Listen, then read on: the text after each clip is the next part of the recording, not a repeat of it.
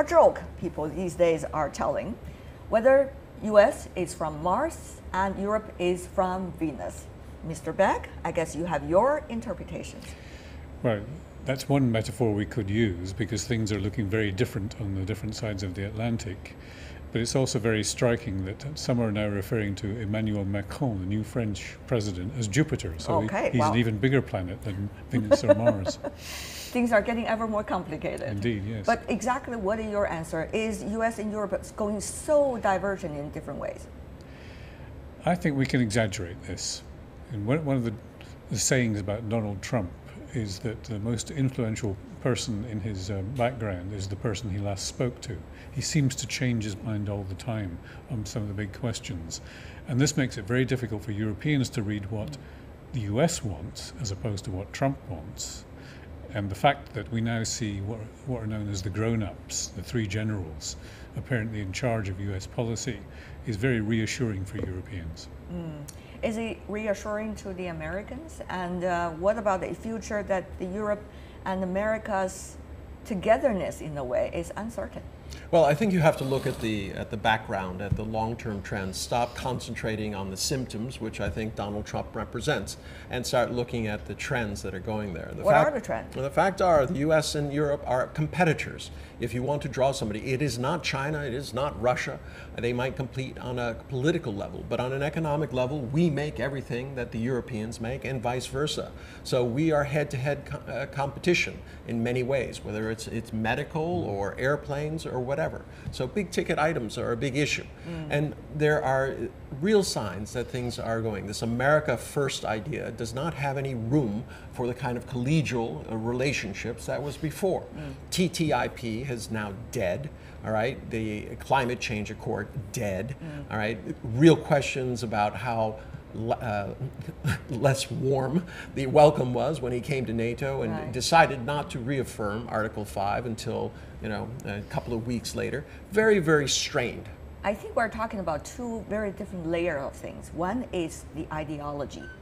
The other is the platforms. Sometimes the platforms, when they are putting together, do represent, certain extent, the ideologies that both sides are looking at. Climate change you talk about. You ought to talk about the future of the NATO, the United Nations. All of these seems to be Europeans holding on to, and yet the Americans are moving a bit farther away from. So, Mr. Begg, do you think the Europeans, though, can stand on its own feet? Oh yes, Europe is a... Well, coming from Europe, you would definitely say so, but is it really? Yes, but there's good reason to believe it. In fact, as economies, the US and the European economy are pretty closed. They trade within themselves much more than they trade between each other. And that is something that's very important to recognize. And I'd also disagree with Einar in one important respect, which is that although Trump has articulated an ideological agenda, such as climate change, such as America First, and all of that, beneath the surface, American business is saying, wait a minute, we don't want to go in this direction. The American political system is saying, we'll still go ahead with climate mitigation policies, even though Trump is trying to deny COP21. So I don't think it's as simple as saying there's a division and a competition. There's a lot of common ground still. But we have debated about this for a long time, Mr. Begg and Mr. Tangen, including with the two of you, that when the federal government is determined, particularly the White House, going one direction, can the state administrations and also individual businesses going the other? That's a big question mark, Mr. Begg. Are you trying to look at the sunny part of the things, trying to ignore the realities? Well, I think that Trump is finding in power that he has far less power than he imagined because there are so many checks and balances, and the state level in the US remains extremely important. The Europeans should be happy because if the Americans are not going in the direction of doing more environmentally friendly, let's just say industries, technologies, and research innovations, the Europeans are going to grasp a market as easy as possible. Yes, well, there they'll be competing with China. I see some smile on your face. They'll be competing with China when they do that because China is now the major producer of the wind turbines. All right, well, Mr. Tangen. Okay, and I understand what you're saying, but the polls have come out and they've said that over 70% of Americans think that the current Congress is doing a bad job. You have tremendous dissatisfaction. You have tremendous amounts of anger that are being things. People feel left behind. 2008, 2009, left. What happened? People got nothing. And the investment bankers and everything went back to normal. So and what it are just you trying seemed to say, Mr. Tangen? So what I'm saying is that there is very, very deep dissatisfaction within the United States. The fact that Trump can act the way he does and still get a solid 32, 36% of the people, including those who backed him in the first place, is a real indication that these are going to continue to be very important parts of the political strategy. Mr. Begg, what Mr. Tangen is trying to suggest is don't be too optimistic, because many Americans really think alike with President Trump, at least on certain issues. Yes, but I would still insist on the fact that there are countervailing forces which are dampening the enthusiasm that Trump started with and making it very difficult for him to pursue the agenda, even if there is that remaining support for him. But you got its populist versus this kind of business or elitist agenda clash that's going on, and you have that the same. Brexit is exactly the same. It was in fact run by the same Cambridge Analytica that was so successful that one moved to the other. Talking about the Brexit, it seems that President Trump was quite pleasant about that choice made by the UK, your home country, Mr. Begg. And he was asking even Theresa May, when they were meeting with one another a month ago, who's next? We all remember that beautiful quote, in a way. But having said that, though, what about the trend going on in the United States in that direction, so-called America First, and also the one that is going on in Europe, particularly the UK? You are having this very long process of negotiation Brexit. What is the current stage now? And what about the three layers of so-called the Brexit or the Europe's future that people have been talking about? Well, the Brexit negotiations from a British point of view are not going well yet. There's one very telling picture where the European side arrived, and Michel Barnier and his two assistants, big dossiers in front of them, and the British side were on the other side of the table, David Davis, the lead negotiator, with nothing in front of him. That told you, it may be symbolic, but it told you that the British position is not yet clear. The British political system is not clear what it wants from Brexit. And as it pushes it further, there's a lot of backlash coming in. Many people saying, well, are you sure you want this? And hence this debate now between hard and soft Brexit, which seemed to be settled 6 months ago, is now open again. But people are already talking about a post-Brexit era in Europe. People give this kind of scenarios. Where is Europe going to? They talk about, well, probably there's a Europe that's focusing on the custom union. There's a possibility also a Europe that's focusing on the euro itself. Or there's another possibility of Europe which focusing on the Schengen agreement. So these are very different layers of togetherness in a way that we're talking about. Mr. Begg, what is your judgment? Where do you think is the easy target for all sides to reach and get the paper stacked up in front of David Davis? I think the answer is that they overlap. I mean, there are more countries in Schengen who are already not members of the European Union, such as Norway and Switzerland. There are European countries which are in NATO, like Turkey, but not in the European Union. So you have to look at the overlaps and not see it as a limited, slightly more expanded, and a larger one. There's a range of overlapping things which are characterize the way Europe is evolving. Now, where this is taking us to next is uncertain.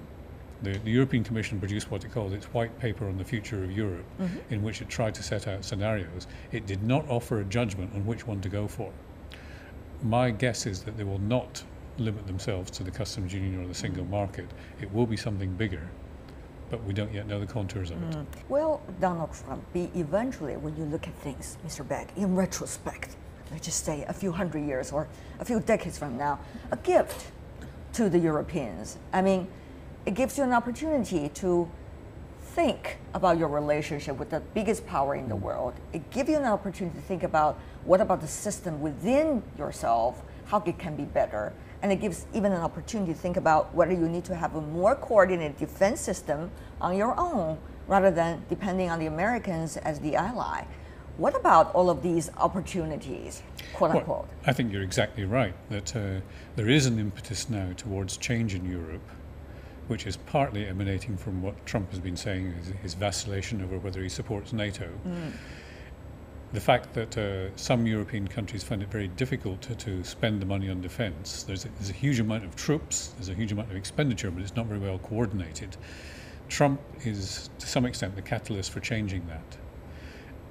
He's less a catalyst for changing the economic model, I think, that where there is undoubtedly competition between the United States and European countries, but there's also a lot of complementarity. That's right. The same companies operating in both countries, the supply chains and the networks, they're an important feature of it. So it's not what I win, you lose, it's we can both win, we can both lose. You know, this is an interesting picture that I see the Europe, or the Europeans, if we could once again use that general term, are facing. On the one hand, there's uncertainty with the old allied kinds of relationship with the United States. On the other hand, you do also get a good partner, China. For example, about economics, about trade, about market. But there are some differences as well. We don't want to mention every one of them one by one. So it seems that you could not have a soulmate anymore, Europe, in a way, these days, rather standing alone in our world. Yes, but I think this is where you need to break up Europe a bit and say there's antagonism between Donald Trump and Angela Merkel. But Trump and Macron seem to be the new best buddies. On camera or in realities? It's even been described as a bromance. Yeah, they use that with she give. also. And bromances are pretty short with Donald. He's had what, 3 divorces? Okay. Right. And 3 bromances. Yeah. Yes. But without going into details about that, what exactly do you mean? Really, is there going to be France bigger role in a way to have bigger relationship with the United States? What would that mean for France, Germany, in a way? Well, France is clearly trying to reinvent itself under Macron, because Sure. what he's trying to do is to correct the French economic model, which has been weak over the last 20 years. The Germans are backing him on this, and as part of this, he's going to expect a new deal on the governance of the euro. Then he wants to play the security card and say, France is the strong country in Europe vis-a-vis the United States, so we want to be the bridge with the United States and some of that. Hence the invitation to the Bastille Day celebrations for Trump and so on. So there's a lot going on, and we don't really see yet where it's going to end. Will the UK finally off the stage? It seems. Well, I have to say this as a UK citizen, we're in a sad position. We don't know what we want from Brexit. We don't therefore know what our future role is in the world. And there are many even now drawing a parallel with what happened in the 1950s when Britain lost its empire, and saying this is a dangerous point in Britain's history. Right. Mr. Tangen, when you look at the transatlantic relationship, at the end of the day, what will that be about? Well, I mean, there will continue to be cultural ties that go back and forth. Obviously, there are business ties and things like that. These are multinationals, though. They don't necessarily have any kind of alliance to any one country. I mean, you go to Europe and you talk to KPMG, it's all about Europe KPMG. If you go to America, it's the same way. Yes, they're related businesses, they're under the same umbrella, but people want the business. I think there's a tremendous amount of competition that's coming forward. We're going through massive changes with technology. Right. The number of jobs is going to change, the type of jobs is going to change. I think it's important, as I've said before, that they develop partnerships that are complementary to their existing economic capabilities, and that to a large extent means China at this point. Really? India could come along, but right now there's no market like China. It's mature, it has everything that you need to produce, it has needs at the high end that can be filled by both the US and Europe. And I would argue that if you're Boeing and Airbus or you're GE Medical or Siemens, yes, it is a zero-sum game in that until China develops its own things. Okay. So I think in the future it's going to be a three-way situation with China rising, trying to get over this middle income gap, and going up and trying to compete directly with both Europe and the US. But in the meantime, it's about partnerships. Okay, Mr. Begg. But I think there are also some common problems that China and Europe need to confront, one of which is aging of the population.